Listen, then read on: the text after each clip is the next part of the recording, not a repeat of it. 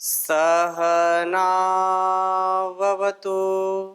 सहनौ भुनक्तु सह वीर्यं कर्वावहै तेजस्विनावधीतमस्तु मा विद्विषावहै।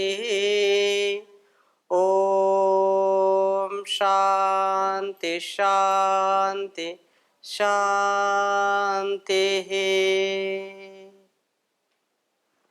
वैदिक जीवन पद्धति की इस कक्षा में आपका स्वागत है, अभिनंदन है। मातृदेवो भव, पितृदेवो भव, आचार्य देवो भव। तो आचार्य के विषय में हम चर्चा कर रहे हैं।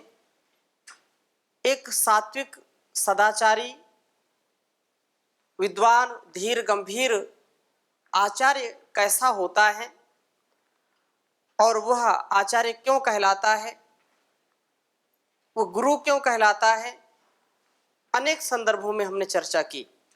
इसी चर्चा को और आगे बढ़ाते हैं। बिना आचार्य के, बिना श्रेष्ठ गुरु के कोई भी अपने जीवन को महान नहीं बना सकता है।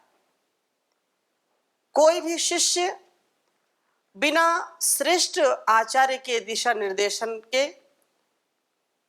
भटक जाता है। अनेक संदर्भों में उसको स्पष्टता नहीं हो पाती है, शास्त्रों में गति नहीं हो पाती है, उसकी मति विकसित नहीं हो पाती है।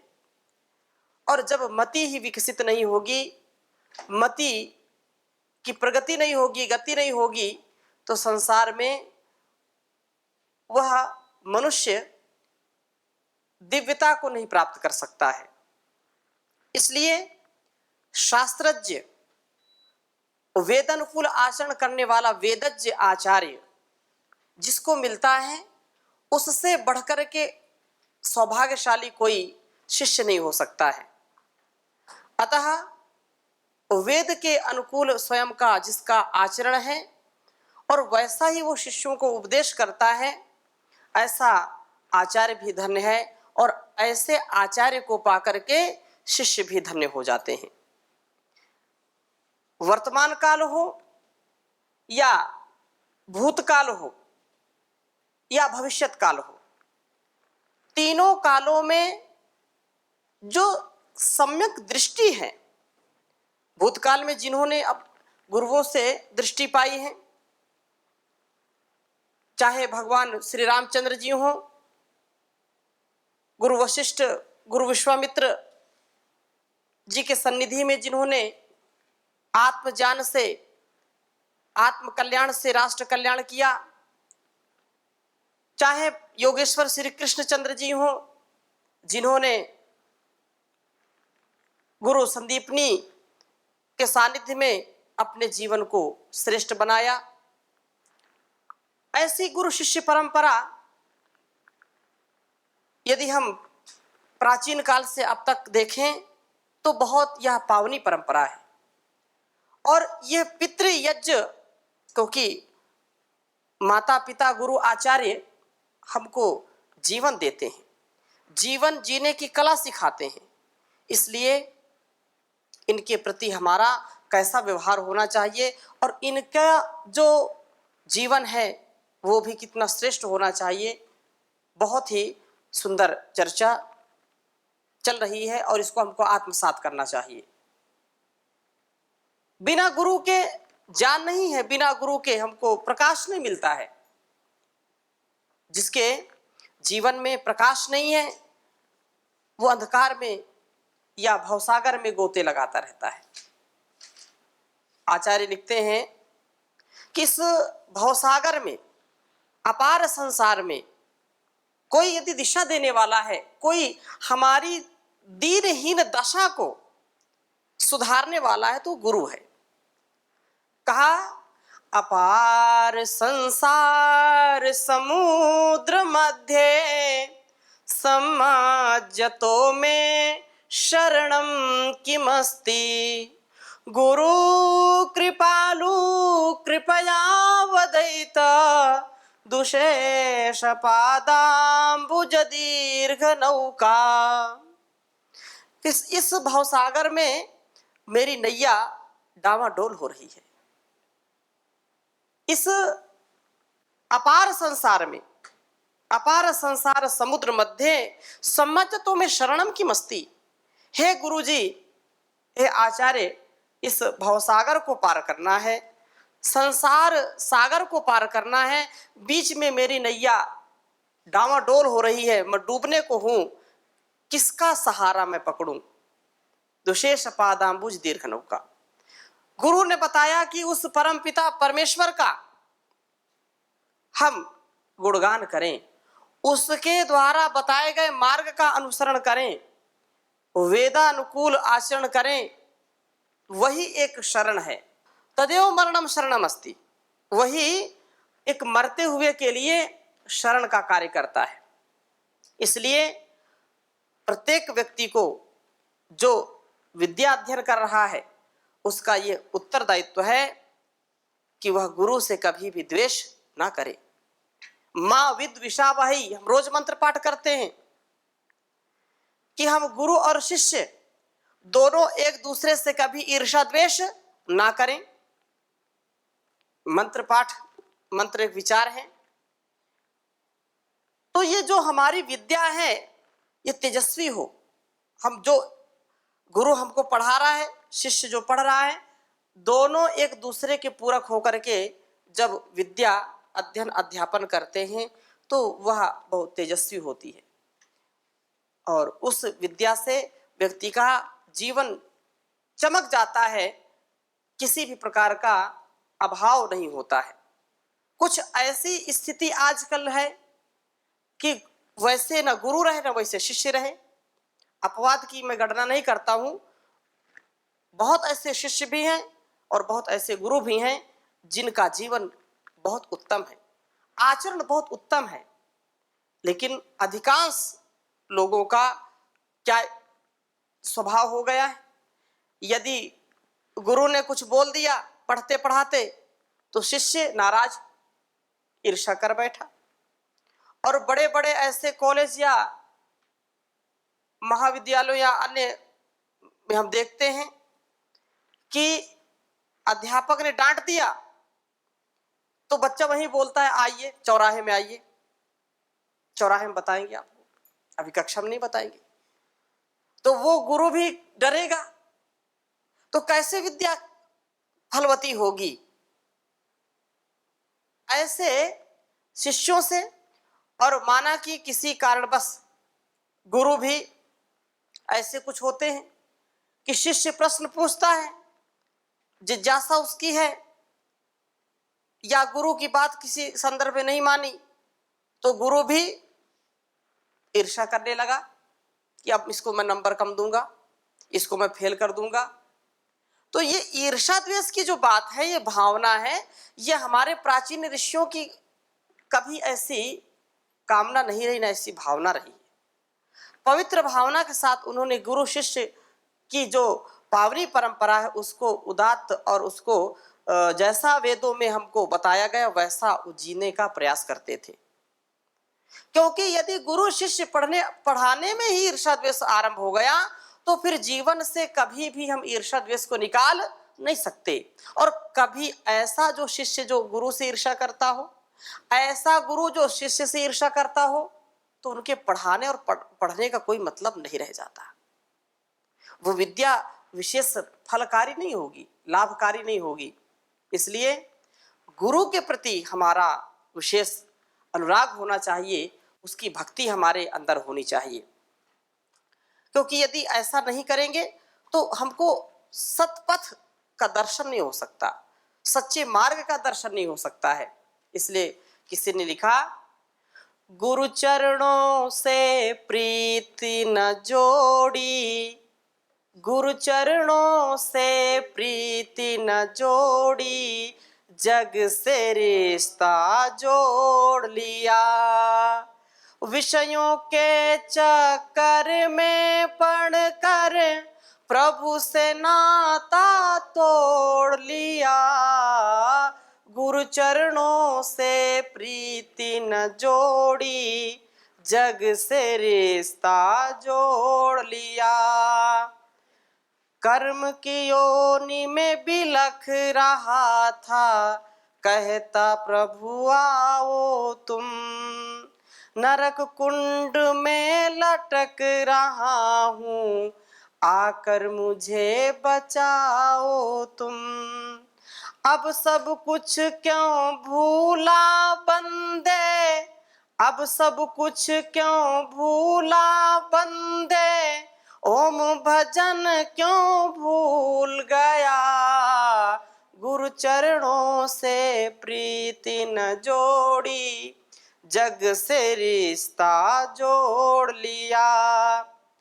और आगे क्या कहा, बचपन बीता खेल कूद में और जवानी भोगों में, बचपन बीता खेल कूद में और जवानी भोगों में, वृद्धावस्था चली जा रही तृष्णा चिंता रोगों में, माया की इस चकाचौंध में, माया के इस चकाचौंध में, जान रतन क्यों फोड़ दिया, गुरु चरणों से प्रीति न जोड़ी, जग से रिश्ता जोड़ लिया।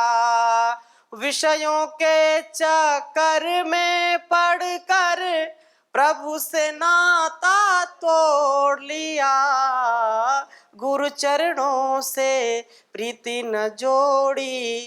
तो गुरु चरणों में जिसकी आस्था नहीं है, गुरु भक्त नहीं है, जो अंधभक्त की मैं बात नहीं कर रहा हूं, एक श्रेष्ठ ज्येष्ठ सात्विकता पूर्वक पवित्रता पूर्वक जो गुरु जीवन जीता है और वैसा शिष्य भी आचरण कर रहा हो, ऐसे यदि जीवन को हम जीते हैं तो हमारा सर्वथा उत्कर्ष होता है, कभी अपकर्ष नहीं होता है, और हम निश्चित रूप से इस जीवन को श्रेष्ठतम बना करके इस जग का श्रेष्ठतम कल्याण करते हैं।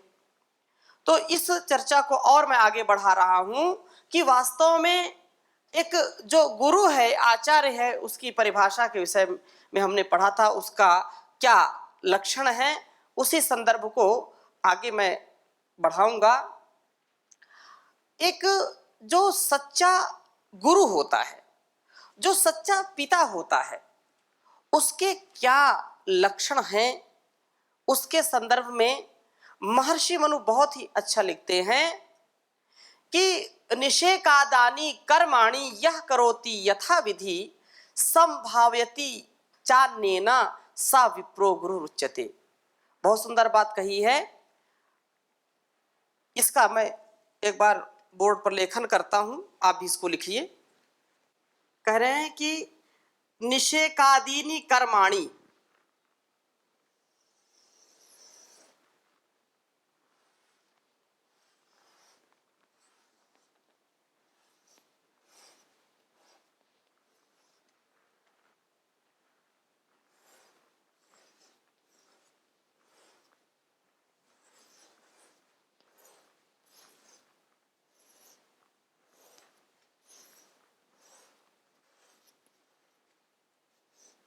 निषेकादीनी कर्माणि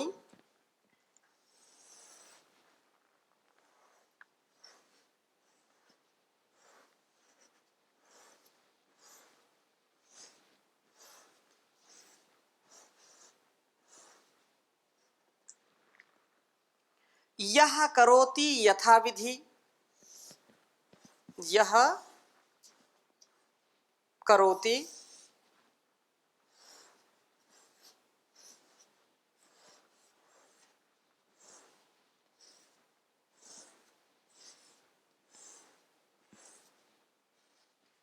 यथाविधि।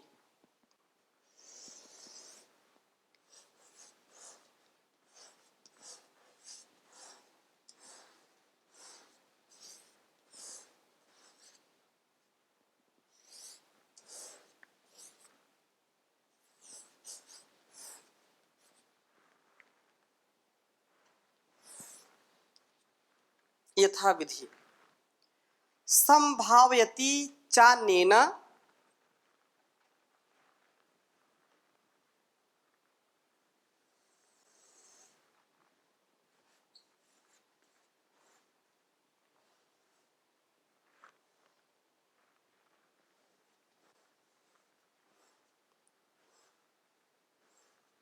संभावयति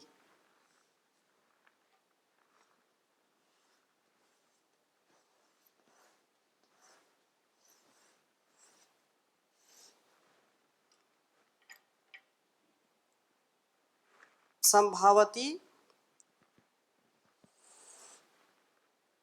चान्येन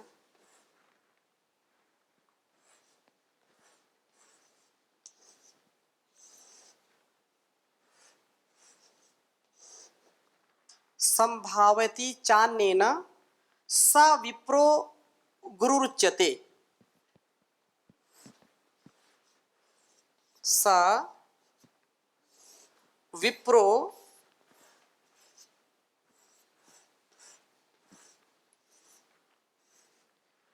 गुरुरुच्यते।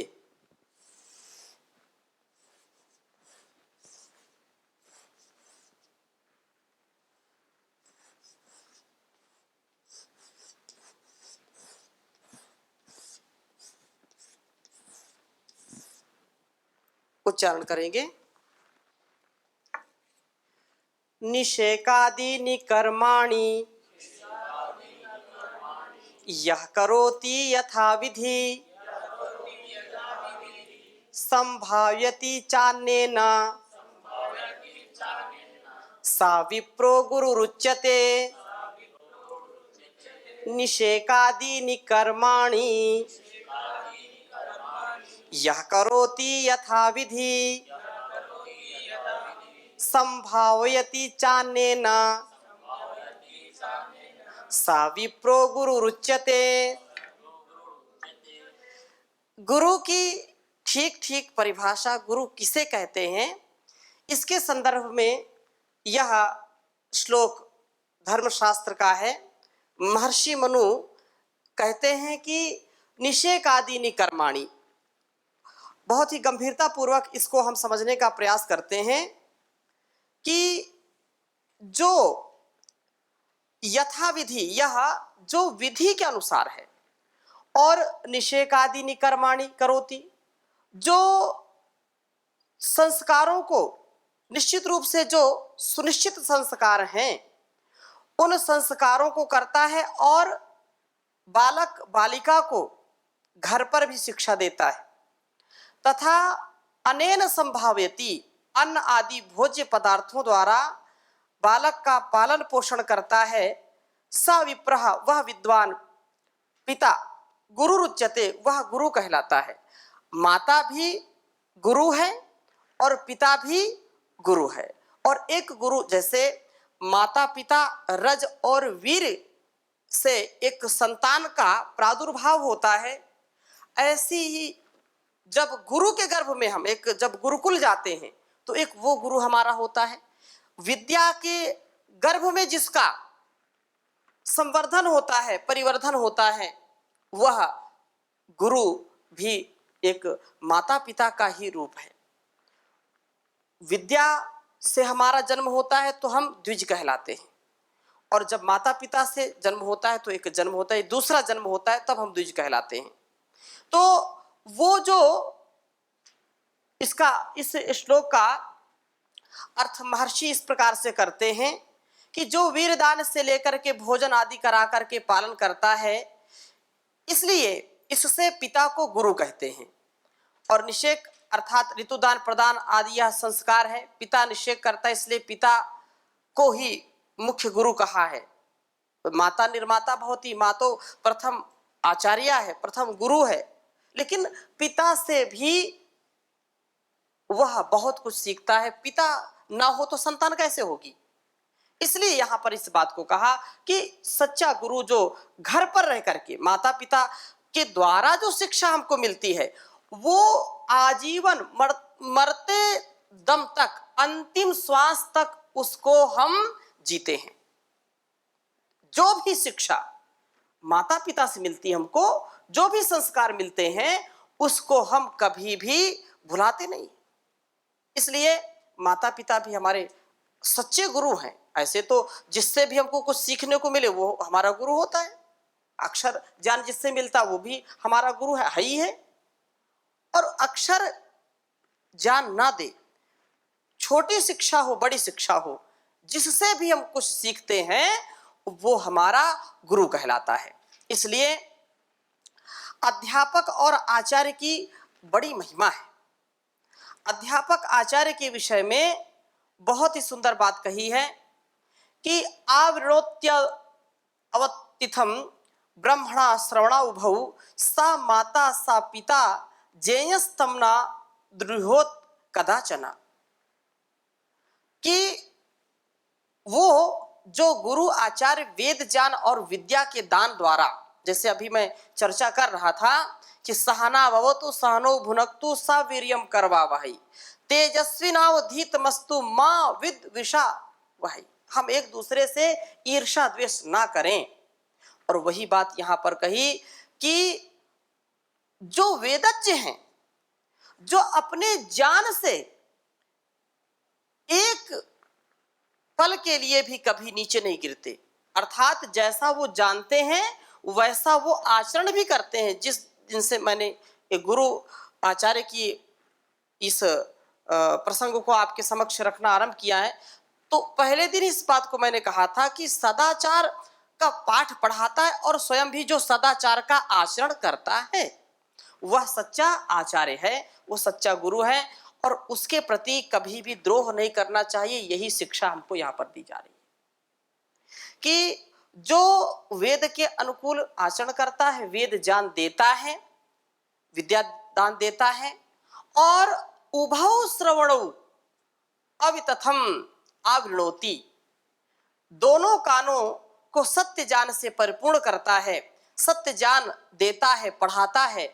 सह माता सा पिता, जेयः उसे माता पिता के समान सम्माननीय समझना चाहिए। तम कदाचन न द्रुह्येत, उससे कभी भी द्रोह नहीं करना चाहिए, ईर्ष्या द्वेष नहीं करना चाहिए। जितना हम अपने माता पिता का सम्मान करते हैं वैसा ही सम्मान गुरु को भी देना चाहिए।